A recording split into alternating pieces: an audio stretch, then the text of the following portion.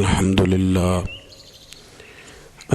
للہ وکفا والصلاة والسلام علی من لا نبی بعدہ اما بعد بسم اللہ الرحمن الرحیم کنتم خیر امت اخرجت للناس تأمرون بالمعروف وتنہون عن المنکر صدق مولانا العظیم وصدق رسولنا بلاغ المبین۔ درود پاک پڑھیے۔ الصلاۃ والسلام علیک یا سیدی یا رسول اللہ وعلی آلک واصحابک یا حبیب اللہ۔ حمد و صلاۃ کے بعد صوفیاء ہوں، علماء ہوں، بزرگان دین ہوں، ایک موٹا سا مقصد قرآن پاک نے دیا ہے۔ مقصد یہ بیان فرمایا ہے کہ تم بہترین امت ہو، اخرجت للناس، تمہیں لوگوں کے بھلے کے لیے پیدا کیا گیا ہے۔ وہ بھلا تم نے یہ کرنا ہے کہ تأمرون بالمعروف، تم نے لوگوں کو بھلائی کا حکم کرنا ہے، وتنہون عن المنکر، اور لوگوں کو منکرات سے، بری باتوں سے منع کرنا ہے۔ اللہ تبارک و تعالیٰ نے 1,24,000 کم و بیش انبیاء بھیجے، تو انبیاء تبلیغ کرنے آئے تھے۔ مقصود تبلیغ ہے، مقصود دعوت دینا ہے، مقصود پیغام دینا ہے۔ کھل کے انہوں نے پیغام دیا، بلکہ سورہ یاسین میں انبیاء کرام علیہ السلام کا وہ قول موجود ہے کہ جب وہ کہتے تھے کہ وما علینا الا البلاغ المبین، کہ بھی ہمارے ذمے تو کھول کر بیان کرنا ہے۔ وہ دعوت دیتے رہے۔ نبی کریم سید عالم صلی اللہ علیہ وسلم پر اللہ کریم نے سلسلہ نبوت کو بند فرمایا۔ اب یہ ذمہ لگ گیا امت کے علماء نے، اولیاء نے، صوفیاء نے ہر زمانے میں دعوت دین دی۔ ایک ہی مقصد ہے، صرف دعوت دین دینا، فقط ایک مقصد، اس کے علاوہ کوئی دوسرا نہ مقصود ہے نہ اس کی کوئی ضرورت ہے۔ دعوت دین صوفی اپنی تکمیل کرتا ہے، اللہ سیکھتا ہے۔ وہ مختلف طریقے ہیں، نقشبندیہ ہے، چشتیہ ہے، سہروردیہ ہے، نوشائیہ ہے، قادریہ ہے، اپنے اپنے طریقوں کے مطابق صوفیاء ان کی تکمیل کرتے ہیں۔ پھر جب وہ مکمل ہو جاتا ہے، مکمل ہونے سے مراد یہ کہ اس کے جو رذائل ہوتے ہیں وہ دور ہو جاتے ہیں، فضائل شروع ہو جاتے ہیں، جھوٹ نکل جاتا ہے، بدی نکل جاتی ہے، بد نگاہی نکل جاتی ہے، حرام کھانا اسے تکلیف دیتا ہے۔ وہ نبی کریم علیہ الصلاۃ والسلام کے طریقہ مبارکہ کو پسند کرنے لگتا ہے۔ اب اس کے ذمے لگا دیا جاتا ہے، جس کا نام خلافت بھی ہے، دعوت و ارشاد بھی ہے۔ اب وہ آگے نکلتا ہے، دین کا پیغام دیتا ہے۔ باقی پھر آپ کو پتہ ہے کہ رش جب میلہ بہت بڑا ہو جائے تو اس میں کون کون کہاں سے آ کے کس کس روپ میں شامل ہو گیا پتہ کوئی نہیں چلتا۔ اب مسلمان ہیں 1.25 ارب کے قریب، تو کسی طرح کوئی جہالت کرنے لگ گیا، کوئی نئی رسم لے آیا، کوئی غلط طریقہ اختیار کر گیا، تو راشی بہت زیادہ ہے تو کیا پتہ چلے گا کہ کسی نے کیا بنا لیا۔ باقی تصوف کا، طریقت کا، معرفت کا ایک ہی طریقہ تھا کہ لوگ گمراہ ہوتے تھے۔ اور حضور غوث پاک رضی اللہ تعالیٰ عنہ کی آپ کتابیں پڑھیں نا، تو آپ نے رافضیوں کے خلاف بھی لکھا ہے۔ اب تو کچھ بیچارے ایسے بھی صوفی ہیں نا جو کہتے ہیں کسی کو برا نہیں کہنا چاہیے، بلکہ ایک صوفی صاحب سے میری ملاقات ہوگی تو کہنے لگے کافر کو بھی کافر نہیں کہنا چاہیے، تو میں کہوں مسلمان کہہ لیے، پھر کافر کو کیا کہنا ہے جی؟ کافر کو بھی انہوں کی آکھیے، پھر آپ بتا دیں۔ قل یا ایہا الکافرون، اللہ فرماتے ہیں کہ محبوب آپ کہہ دیں او کافرو۔ تو جب قرآن کہتا ہے کہ کافر کو کافر کہو تو کافر کو کافر ہی کہنا ہے، اسے مومن تو کہا نہیں جا سکتا، نہ وہ مومن ہے۔ میری بات کی سمجھ آ رہی ہے آپ حضرات؟ تو حضرت غوث پاک رضی اللہ تعالیٰ عنہ کی آپ کتابیں دیکھیں تو آپ نے باقاعدہ جو لوگ صحابہ کی بے ادبی کرتے تھے نا ان کے خلاف لکھا ہے۔ اس زمانے میں ایک فرقہ تھا جبریہ اور قدریہ، وہ تقدیر کو نہیں مانتے تھے، صرف تقدیر کے منکر تھے، باقی نماز بھی پڑھتے تھے، روزہ بھی رکھتے تھے، زکوٰۃ بھی دیتے تھے، حج بھی کرتے تھے۔ کس کو نہیں مانتے تھے؟ وہ جو تقدیر ہے نا کہ اللہ نے لکھ دیا ہے رزق بھی نصیب بھی، اس کے منکر تھے۔ تو حضور غوث پاک نے باقاعدہ ان کے خلاف تحریریں لکھیں، تقریریں فرمائیں۔ حضرت عبداللہ ابن عمر رضی اللہ تعالیٰ عنہ سے کسی نے کہا کہ حضرت صاحب وہ فلانا بندہ ہے، ساری دین کی باتیں مانتا ہے، صرف تقدیر کو نہیں مانتا۔ تو آپ فرمانے لگے اگر بیمار ہو گیا تو پتہ لینے نہیں جاؤں گا، مر گیا تو جنازہ پڑھنے نہیں جاؤں گا۔ اس لیے کہ دین کے ہر جز پر ایمان لانا دین ہے، کسی ایک کا بھی انکار ممکن ہے۔ تو یہ ہے کہ ہمارے بزرگان دین نے فتنے روز پیدا ہوتے تھے، انہوں نے اس کے خلاف جہاد کیا، کوشش کری، محنت کی۔ اعلیٰ حضرت بریلوی رحمۃ اللہ علیہ کے زمانے میں لوگ پیدا ہو گئے، انہوں نے بڑی بڑی عجیب باتیں سرکار کی ذات کے بارے میں کرنی شروع کر دیں۔ اگر اسی طرح کے صوفی ہوتے جس طرح کے صوفی پائے جاتے ہیں، کسی کو کچھ بھی نہیں کہنا، تو ٹھیک ہے، جو مولوی اپنی کتاب میں لکھ رہا تھا کہ نبی پاک کا علم جانوروں پاگلوں کی طرح، اس کو لکھنے دیتے، کسی کو کچھ کہنا تو ہے ہی نہیں، لکھنے دیتے، وہ بالکل چھٹی تھی۔ تو اعلیٰ حضرت نے جہاد کیا، ان کے خلاف لکھا۔ جب کسی نے کہا کہ حضور کے بعد بھی نبی آئے تو فرق نہیں پڑتا، تو اعلیٰ حضرت فرمانے لگے آئے کیوں، ہمیں ضرورت کیا ہے، یہ لفظ آپ نے کیسا بولا، کیسے آئے؟ ہمارے بزرگوں نے اس دور کے تقاضوں کے مطابق جہاد کیا۔ ایک سنگی مجھے ایک دن پوچھنے لگے، پیار سے لوگ کئی سوال پوچھتے ہیں، سارے بندے تنقید کے طور پہ نہیں پوچھتے۔ انہوں نے کہا جی یہ صوفی کا کیا کام ہے کہ فوٹو کھچائے، صوفی کا کیا کام ہے اس کی ویڈیو بنے، وہ تو طریقت تصوف والا آدمی ہے۔ تو میں نے کہا میرے بھائی آپ بات کو سمجھیں، صحابہ کرام نے کوئی کتاب نہیں لکھی تھی، اس لیے کہ قرآن کافی تھا اور حدیث، کیونکہ ان کے زمانے میں نہ جبری آئے، نہ قدری آئے، نہ رافضی آئے، نہ ناسبی آئے، نہ خارجی آئے۔ آپ کو پتہ ہے حضرت علی کے زمانے میں ایک گروہ اٹھا تھا، پورا گروہ مولا علی کے زمانے میں خارجیوں کا، بہترین کلمہ پڑھتے تھے، تگڑی نمازیں پڑھتے تھے، پر ہزاروں بندے حضرت علی نے قتل کروائے تھے۔ رش زیادہ ہوتا ہے تو غلط لوگ بھی شامل ہو جاتے ہیں۔ مجھے بتائیں کہ آپ بیج نہیں ڈالتے تو پھر بھی فصل کے ساتھ جڑی بوٹی اگ آتی ہے کہ نہیں؟ تو موج کرنے دے، اس کو بھی آ گئی ہے تو کاٹتے کیوں ہو؟ وہ اس لیے کاٹی جاتی ہے کہ اصل فصل کا وہ پھر نقصان کرتی۔ تو حضرت علی نے وہ قتل کرائے، لوگ وہ کرانے پڑے، ورنہ وہ خرابی کر رہے تھے۔ اب صحابہ نے کوئی کتاب نہیں لکھی، لیکن بعد میں جب حالات خراب ہوئے، جبری آئے، قدری آئے، ناسبی آئے، خارجی آئے، تو غوث پاک نے بھی کتابیں لکھی، محدث ابن الجوزی نے بھی کتابیں لکھی، شیخ شہاب الدین سہروردی کی عوارف المعارف آپ دیکھیں، تصوف والوں نے، طریقت والوں نے کتابیں لکھی، ان لوگوں کا رد لکھا۔ آج ہمارا زمانہ جب آیا ہے نا، تو اس زمانے کے اندر لبرل لوگ بیٹھ گئے ہیں ٹی وی پہ، لبرلزم کا دور ہے، یہ دور اصل میں لبرلزم کا دور ہے۔ اس میں یہ جو آپ کو تھوڑا بہت محسوس ہوتا ہے نا کہ بعض جگہ علماء کے آپس میں اختلافات ہو رہے ہیں، تو یہ ویسے سب کے ہی ہوتے ہیں، دکانداروں کے بھی ہوتے ہیں، دنیا داروں کے بھی، ان جیوے کہ اپنی گل کوئی نہیں کردا جی، اپنی گل کوئی بندہ اپنی بات نہیں کرتا، کیونکہ اپنی طرف اس کی نظر نہیں نہ ہوتی، نظر سامنے ہوتی ہے، تو سامنے والے کی بات کرنا بھی ویسے بھی ایزی ہوتا ہے۔ تو اسی طرح مولوی بھی، میں بھی کہتا ہوں کہ سیاستدانوں نے بیڑا گرک کر دیا، کیونکہ میری بھی نظر سامنے ہے، اپنے اوپر تو ہے ہی نہیں۔ تو میرے بھائی، ہمارا جو دور ہے نا، اس دور کے اندر لوگوں نے ٹی وی پہ بیٹھ کے، میڈیا پہ آ کے کہنا شروع کر دیا کہ اسلام تو کوئی سختی نہیں کرتا، عورتیں بلا حجاب بھاگیں، گلیوں میں آئیں، جو مرضی کریں۔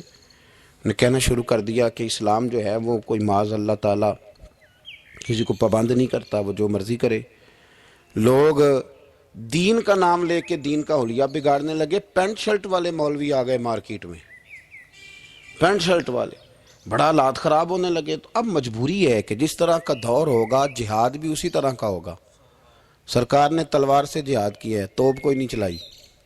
اب آپ کہیں جی آپ توپ کیوں، آپ بندوق کیوں چلا رہے ہیں، حضور کی سنت کے مطابق چلیں، تو میرے بھائی تب تلوار سے لڑائی ہوتی تھی، اب توپ سے ہوتی۔ اب دور ہے میڈیا کا، کوئی میڈیا پہ اعتراض کرے گا تو اسے جواب بھی میڈیا دے گا، اس کے مطابق آپ چلیں گے۔ تو صوفیاء کو بھی یہ استعمال کرنا پڑا۔ تو یہ باتیں آپ سمجھیں، صوفیاء کا ایک ہی مقصد ہے۔ ہمارے زمانے میں نا جو کام نہیں نہ ہو رہا وہ دین کی دعوت ہے۔ کیوں بھلا؟ اس لیے کہ لوگ تنقید کرتے ہیں، ہر بندے پہ ہی کرتے ہیں۔ وہ الگ بات ہے کہ میں محسوس زیادہ کر لوں، آپ محسوس زیادہ کر لیں، ورنہ ہر بندہ ہی تنقید کی زد میں، ہر بندہ وہ جس شعبے سے بھی تعلق رکھتا ہے۔ میرے بھائی، ایک ہی مقصد ہے ساری طریقت کا، وہ ہے دعوت دین، دعوت بے نمازی کو نماز کی دعوت، شریعت کے باغی کو شریعت کی دعوت۔ کبھی آپ نے یہ نہیں سنا ہوگا کہ مولوی ہڑتال پہ ہیں تو مسجدوں میں جمعہ نہیں ہوگا آج، کبھی سنا ہے؟ ڈاکٹر ہڑتال پہ جاتے ہیں کہ نہیں؟ وکیل، ٹرینوں والے، مولوی صاحب کبھی گئے ہوں کہ آج مولویوں کی ہڑتال ہے؟ اللہ کے فضل سے کبھی آپ نے نہیں سنا ہوگا، کبھی ایسا نہیں ہوا۔ اور میں آپ کو بتاتا ہوں، میرا مسجد سے تعلق ہے، اتنی پریشانی کسی بندے کو نہیں ہوتی جتنی مسجد کے امام کو ہوتی ہے کہ یار میں جا رہا ہوں، جماعت کون کرائے گا؟ یقین کریں، وہ بندہ ڈھونڈتا ہے، محنت کرتا ہے، تلاش کرتا ہے، کسی کے ذمے لگاتا ہے، چابیاں دیتا ہے۔ مجھے پتہ نا جی، یہ اور یہ دلچسپی ہے، یہ شوق ہے، یہ ذوق ہے، اس کو آپ سمجھیں۔ دعوت دین علماء دے رہے ہیں، صوفیات دے رہے ہیں۔ کسی بھی بندے کو آپ ٹٹول کے دیکھ لیں، یار ماشاءاللہ داڑھی شریف رکھ لی ہے، تو کہے گا یار میں لاہور کے آتا ہے، ایک علامہ صاحب کی بات سنی، بس میرے دل پہ لگ گئی۔ ہو سکتا ہے اسے نام بھی نہ یاد ہو۔ تو یہ دعوت دین ہو رہی ہے تو بات آگے بڑھ رہی ہے نا۔ آج بھی کوئی سوشلزم کا ماننے والا، کوئی لبرل آدمی، کوئی کسی قسم کا بندہ مارکیٹ میں آ کے دین پہ اعتراض کرتا ہے۔ میں تھوڑے دن پہلے سائی والک یونیورسٹی میں گیا تو ایک بچہ کہنے لگا کہ پیر صاحب میں نے بات کرنی ہے تو آپ نے مجھے گستاخ کہنا ہے، تو اگر آپ نے گستاخ ہی کہنا ہے تو میں نہیں کرتا۔ تو آپ بتا دیں۔ میں نے کہا نہیں، آپ بات کریں، میں آپ کو گستاخ نہیں کہتا۔ کہنے لگا جی نبی پاک صلی اللہ علیہ وسلم کے زمانے میں غلامی ختم کیوں نہیں ہوئی؟ چاہیے تھا حضور کہتے آج کے بعد کوئی غلام نہیں، ختم کر دیتے، ختم کیوں نہیں ہوئی؟ بکتے رہے غلام، بلکہ حضرت علی کے زمانے تک غلام بکتے رہے۔ تو آپ کے پاس کیا جواب ہے؟ میں نے کہا اصل میں آپ رہتے ہیں ان لوگوں کے پاس جو بیچارے عشاء کی رکھتے بھی پوری نہیں بتا سکتے، اس لیے آپ کے اندر یہی بہام پیدا ہوا ہے۔ میں نے کہا میاں نبی پاک نے غلامی ختم کر دی؟ کہنے لگا جی نہیں، یہ میرے پاس ابن اسحاق کا حوالہ ہے، ابن حشام ہے، فلانی کتاب ہے، فلانی کتاب ہے۔ میں نے اسے کہا بچے آپ سمجھے نہیں، نبی کریم علیہ السلام نے نا غلامی کو اتنی عزت دے دی تھی کہ غلامی غلامی رہ ہی نہیں گئی تھی، غلامی غلامی رہی نہیں۔ تو جب کسی چیز کا نام ہی ختم کر دیا جائے، اس کا وہ عہدہ ہی ختم۔ یہ جو لوگ تھوڑے سے اداروں سے انسلاک رکھتے ہیں وہ سمجھتے ہوں گے کہ سیٹ ہی اگر ختم کر دی جائے کوئی، تو اس سیٹ پر جو بندے موجود بھی ہوں تو وہ سیٹ ہی نہیں، سیٹ ہی کوئی نہیں۔ حضور نے دیکھے نا، حضرت ابو ذر غفاری فرماتے ہیں میں اپنے غلاموں کے بارے میں بڑا سخت تھا، لوگ مثال دیتے تھے کہ اگر پھر تمہارا وہی حال کریں جو ابو ذر اپنے غلاموں کا کرتا ہے۔ فرماتے میں جب کلمہ پڑھنے آیا تو بڑی نصیحتیں حضور نے فرمائیں، تو جب میں واپس جانے لگا تو ایک آواز دی، میں واپس لوٹا تو فرمایا ایک بات کا خیال رکھنا۔ یا رسول اللہ وہ کون سی؟ فرمایا اپنے غلاموں کے ساتھ اچھا سلوک کرنا۔ تو فرماتے میں نے فوراً عرض کی حضور کس طرح کا سلوک کروں، کس طرح کا؟ تو یہ ابن ماجہ میں، ابو داؤد میں، نسائی میں، مسند احمد میں، کیا خوبصورت انداز ہے۔ یہ جو بڑے انسانی حقوق کی تنظیموں پہ بات کرنے والے نا، پورے یورپ میں شور مچانے والے، وہ بڑے حقوق بیان کریں گے، سیمینار کریں گے، چارٹر لکھا جائے گا، ڈبیٹ ہوگی، ایوان اقبال میں سیمینار ہوگا، فلانی جگہ ہوگا، کچھ پلے نہیں پڑے گا۔ میرے نبی کے 2 جملے، ختم ہو گئی ساری باتیں۔ رسول کریم علیہ السلام نے فرمایا جس طرح کا خود کھانا اس طرح کا غلاموں کو کھلانا، جس طرح کا خود پہننا اس طرح کا غلاموں کو پہنانا۔ ختم ہو گئی بات۔ او یار تھوڑا سوچے، میں نے بات کر دی، آپ نے سن لی، ذرا غور کریں۔ جس طرح کا خود کھانا، بلاؤ نا وہ حاجی صاحب جڑے بڑے نیک نے، جن دے کپڑے آپ پاندے نے ان دا ملازم بھی انج دے ہی پاندا ہے۔ بلاؤ نا وہ سیٹ جو بڑی تقریریں کرتا ہے غریبوں کے حق میں، جس طرح کا خود کھاتا ہے غلام بھی اسی طرح کا کھاتا ہے۔ لیکن وہ عمل کرنے والے لوگ تھے، انہوں نے پھر عمل کر کے دکھایا۔ مولا علی شیر خدا کرم اللہ تعالی وجہ الکریم۔ ایک بات اور کر دوں، چلو آ گئی۔ حضرت علی کا ماننے والا جب مجھے جاہل ملتا ہے نا کوئی، کہتا میں حضرت علی کا ماننے والا ہوں، تو میں انہوں کہنا تیری مہربانی کسی درس گاہ داخل ہو جا۔ اتنے بڑے عالم کا ماننے والا اور تیرا حال کیا ہے؟ دیکھیں نا، میں کہوں او استاد جی کا شاگرد ہوں، تے بندے کہیں گے تیریاں گلاں تے نہیں پہ دس دیاں۔ تھوڑی مہربانی کریں۔ جس سے کائنات نے علم لیا اور زمانے نے فیض پایا، ماننے والا اس کا ہو اور اسے دعائے قنوت بھی نہ آتی ہو، تو یہ کیا تماشا ہے؟ آپ دیکھیں نا، آپ کس بات کہاں کی ہے، اسٹیٹس کہاں کا آپ بیان کر رہے ہیں، اور معیار آپ کا کیا ہے؟ بالکل جہالت کی بات کر دینا۔ اور بات مولا علی شیر خدا۔ حضرت علی المرتضیٰ کوفے میں نا اپنے غلام کو لے کے بازار تشریف لے گئے، کہنے لگے یار موسم آ گیا ہے، میرا دل ہے کہ کپڑے نہ خرید لیں کھدر کے. اس نے کہا حضور چلیں. تو غلام کہتا ہے 2 جوڑے حضرت علی نے خریدے, ایک مہنگا ایک سستا.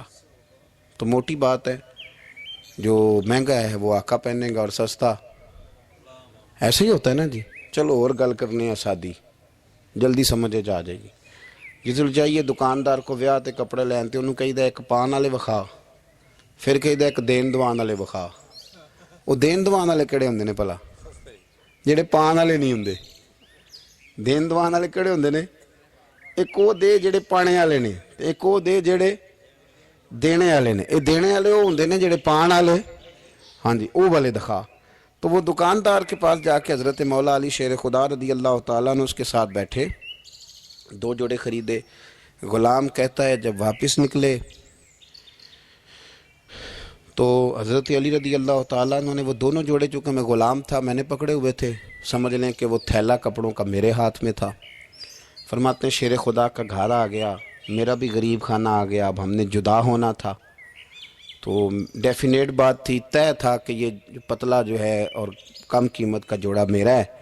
تو کہتے ہیں حضرت علی شیر خدا رضی اللہ تعالیٰ عنہ نے مجھے کہا کہ میرا جوڑا دے دو. تو میں نے وہ کپڑا جو مہنگا تھا وہ ان کی طرف بڑھایا, تو انہوں نے سستے کپڑے پہ ہاتھ ڈالا. فرمانے لگے یہ تیرا ہے. اور وہ پیر صاحب بھی ایسے کر سکتے ہیں ویسے کبھی کبھی, ہاں ان کے لیے بھی جائز ہے, کوئی منع ان کے لیے بھی منع. ہاں جی, نذرانہ لینا بھی سنت ہے اور کبھی کبھی غریب مرید کو دینا بھی سنت ہے. یہ بھی سرکار کے دین میں بات موجود ہے. بلکہ حضرت شیخ شہاب الدین سہروردی سے کسی نے کہا نذرانہ کس کو کہتے ہیں؟ فرمایا امیر سے لے لینا اور غریب کو دے دینا, اسی کا نام نذرانہ ہے. حضرت مولا علی شیر خدا کے اس غلام نے جب مہنگا جوڑا اپنے پاس دیکھا اور سستا حضرت علی کی طرف دیکھا تو اس نے ایک جملہ کہا. پھر حضرت علی نے جواب دیا, یہ ہے شیر خدا کی تعویل. ہم نا جب بچوں کو سبق پڑھاتے ہیں نا مدارس میں, تو پہلے اعتراض قائم کرتے ہیں, پھر خود اس کا جواب دیتے ہیں. تو 2 قسم کا جواب ہوتا ہے, ایک الزامی ہوتا ہے, ایک تحقیقی ہوتا ہے. کئی دفعہ ہمارے بچے مطمئن نہیں ہوتے, وہ کہتے ہیں جی میں نہیں مطمئن ہوا, جواب دوبارہ دیں. لیکن حضرت علی تھے نا, غلام نے اعتراض قائم کیا, اس نے ایک جملہ کہا, کہنے لگا حضور یہ سستا جوڑا مجھے دے, مہنگا آپ نے. فرمایا کیوں؟ کہنے لگا اس لیے کہ آپ آقا ہیں اور میں غلام ہوں. اب شیر خدا کا جواب سنے شیروں والا.